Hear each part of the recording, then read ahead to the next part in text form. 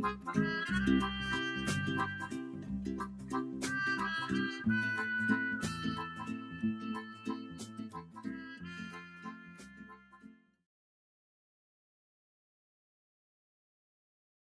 was restricted to staying in the laboratory, where my job was to create intravenous catheters. And I took polythene tubes and you heated it and stretched it. And as you stretched it, you made it narrower and then you cut it to fit Seldinger wire. Seldinger was a relatively new thing in those days. And then you would make little holes along it and attach a piece of silastic and then a fitting, and that would be sterilised, and they would be used for blood access. And you put different sizes, you put a long one in and a short one. The short one into the vena cava. The short one would take the blood out, and then the long one would be for returning the blood nearer the heart. In addition to that, I was allocated to create alarm systems, and I would have to go down to a shop called Radio Spares and buy relays and little light bulbs and little alarms, and then I would try to. A relay has 8 joints. 2 of them would be for the light, 2 of them were for the buzzer, 2 of them were for the alarm that you were trying to set up, and 2 were to stop the pump. So you would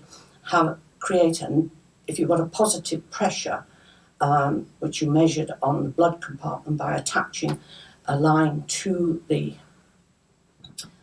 actual bubble trap, and then it would go through a pressure gauge, and if it reached a certain point, it would then trigger the relay, which the light, the buzzer, and everything that everybody knows. We got some monitoring from Cambridge monitors to do high and low, and they had if the pressure went high, it would alarm. If it went too low, it would alarm. And it was in a box that would be about 2 feet square. And it looked very smart, and there was all the tubing and all the piping. And we arrived, there was Stanley Short and myself, the registrar and the SHO, and everything leaked. And the next home dialysis patient had a wooden box with all the alarm systems set in. And, we didn't have flow meters, so that when you wanted to know how much dialysate you were running, you were aiming at 500 a minute, you took a stopwatch and a plastic jug and timed it, and then adjusted various kind of pressure valves. They were, but things used to happen because the tubing was not the kind of flexible hard stuff that It was soft stuff, and sometimes it was rubber, red rubber, and you could stand on it, and then it would make a negative pressure and rupture the dialyzer. That's a kind of chaotic situation.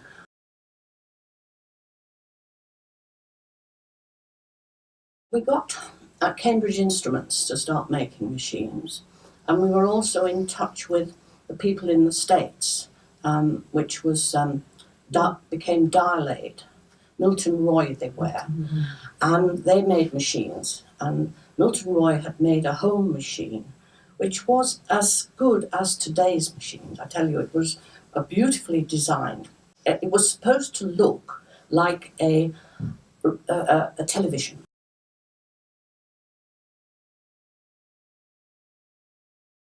I mean, I liked it also because it was completely unconventional. And it was great because, Stanley would come on in the morning if he'd been up all night doing these things, as he said, and we were becoming technicians almost. We knew about males and females and all sorts of bloods going into each other, and maybe there'd be blood leaks and maybe all sorts of terrible things. And he would come on, and if he wasn't pleased, it was like a sailor would have blushed at the language. It was just brilliant. Most of the nurses, and many of them dissolved in tears. No. My recognition of what happened then, I was a student nurse, and the only thing the student nurses were allowed to do was to feed the patients. So I actually was responsible for Robin and one of the shifts, who is now Anne's husband, and they had to have a cooked breakfast, but during the day they had to have a whole cup of jam and a whole cup of cream. Or cream. And if they didn't eat it, then we had to put a tube down and put it via the tube. So, and as has already been said, Stanley Sheldon would certainly shout at the patients as well to make sure that they ate this diet. So that was probably my recollection of what happened at the Royal. The other thing was that all of us came from an era where you wore a very starched white apron. You stood up when matron arrived, and it was, you were not allowed to use people's first names on point of death, really. And to go on a few years, one of my great mates in my set actually became, at Bath, she became the clinical teacher. And then she went on to in the renal unit, she went on to the basic school. And she was explaining to these new nurses how you never ever call by their first names when you're on the wards. And she walked into a ward, there was a renal patient. "Hey up, Mary, how you doing?"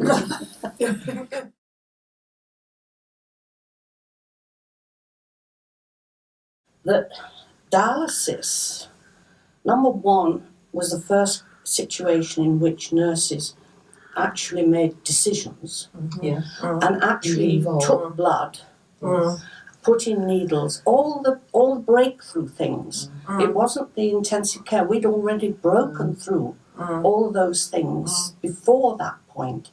I think the most rewarding thing is that we are nurses and we try to teach people from the street who knows nothing about medicine or anything, and they learn it, and we send them home and they manage it at home. That was the most rewarding part. I think if every nurse could have that opportunity to work in a renal unit, I tell you, it's the making of you. Because you feel pride in what you do. You learn on the hoof all the time. And you are autonomous, actually. You know, it's the one place nurses are autonomous.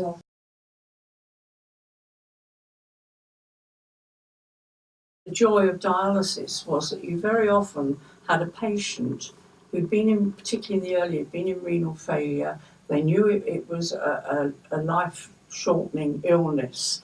They had things done to them in other hospitals or in our hospital for months and years, and then they came to us and we were able to say to them, look, we can give you the skills that you can take control of your life again.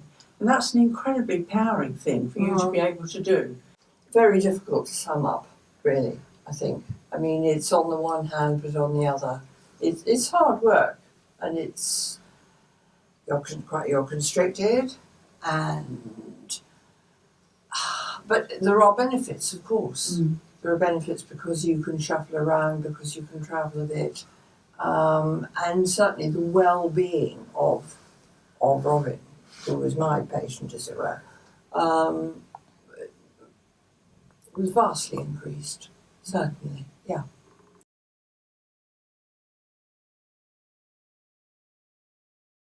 Well, I used to have to go approximately 4 to 6 people every month that would be from different hospitals would ring and say, we have a patient who needs dialysis. It was kind of catching on because there weren't a lot of patients, huge number of patients, because everybody just wrote them off and said, oh, you're going to die. And but I would get telephone calls always from the Hammersmith, because people would send people to the Hammersmith in the first place, but then they would get sent back to us. I would get asked to go and see them. And so I'd see about at least 4, if not 6 people, and see their families too. Sometimes I would go to their homes, but more or less I might just talk to the family. then I would have to present my findings to a selection board, which consisted of a couple of senior consultants, the hospital top manager, and I don't know, perhaps the before people. And I would have to present each case. And in actual fact, I used to present it with one patient in mind that I thought would be the most successful. Because if we didn't get success, the whole programme would be written out. We wouldn't get any more money. And dialysis, as many of my younger colleagues will say to me, would never have existed if we hadn't have pushed the borders as we were at the beginning.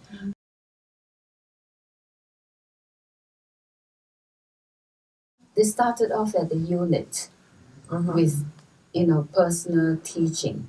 Then we sort of see how they get on, and then you sort of test them on various things, that whether they understand, and if they do, then we go on to the next stage. Usually when they go home, I usually spend roughly about 2 weeks with them and see how they get on. So if I find at the end of the 2 weeks they're able to manage, sometimes I get them to start the dialysis before I get there. So if I'm there, if they need help, but most of the time I find that when I get there, they're already on dialysis and getting on with things, I just leave them. Then I'll go back and visit them when I have the time.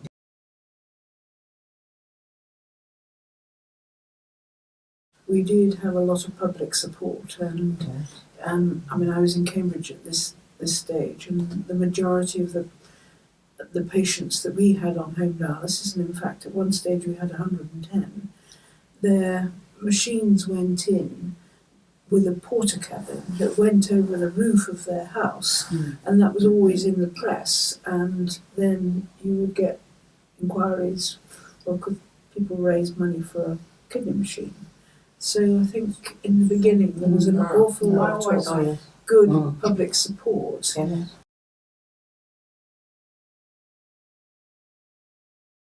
I think the role of EDTNA in making sure that all this information was disseminated was very important. Yeah. I mean, I got with me today the booklet from 1975 that is a discussion, home dialysis or not, led by a nurse that trained at the Royal Free, Helen Nichols, but the head nurse of a large dialysis unit in the south of France, André Stragier, who was a renal technician from Belgium, Kirsten Lind from Sweden, telling us why home dialysis. I was in the debate saying probably transplantation might be better, but that was because I came from Addenbrooke's, which transplantation was the key treatment there. And just one other nurse thing, while everyone's been talking, I've been thinking about EDTNA. I think it was a fantastic forum for us, because it wasn't till you went there and you gave a little paper on your few patients, you've done something, and everybody was looking at you thinking, oh my God, why are they doing that? Yes. How are they doing that? And you felt really great. You thought, gosh, it is all right, I'm leading the way, or we're doing it. Nobody else in Europe is doing it. Well, do you not remember that? You went to EDTNA, and it was a great feeling.